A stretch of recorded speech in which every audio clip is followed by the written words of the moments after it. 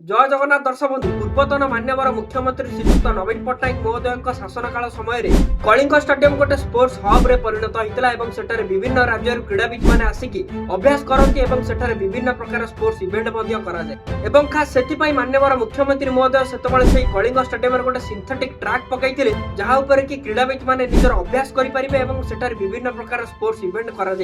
किंतु दर्शक बंधु दुखर विषय यहाँ वर्तमान बीजेपी शासन काल समय से सुजोग गलानी से समय गलानी कहीं वर्तमान समय से क्रीड़ाविद मैंने सुजोग पाऊना सिंथेटिक ट्रैक उपर निजर अभ्यास करने कहीं सकाळ समय से ट्रैक उपर जुम्बा क्लास होउची एवं दिन बेले सेठारे शासक दल मानकर गाड़ी से ट्रैक उपर घूरी बुलुची। आपण माने स्क्रीन रे देखंतु वर्षा समय से सिंथेटिक ट्रैक उपर किबळी भाबे शासक दल मानकर गाड़ी से ट्रैक उपर एमती घूरी बुलुची जहाँ द्वारा से सिंथेटिक ट्रैक रो नष्ट होबार मध्ये बहुत संभावना अछि किंतु शासक दलर नेता मानकु सेथिरे फरक पड़ेनी। तो दर्शक बंधु नवीन पट्टनायक समय तो इंटरनेशनल लेवल ले ओडिशा को लोक माने प्रशंसा करुथिले गोटे स्पोर्ट्स हब रूप में किंतु वर्तमान बीजेपी सरकार समय आपण माने देखि पारुथिबे जे कोउ भली क्रीडा को प्रोत्साहन दिया जाउछि। तो दर्शक बंधु वार्ता मोर मत आपण मानकर नमस्कार जय जगन्नाथ।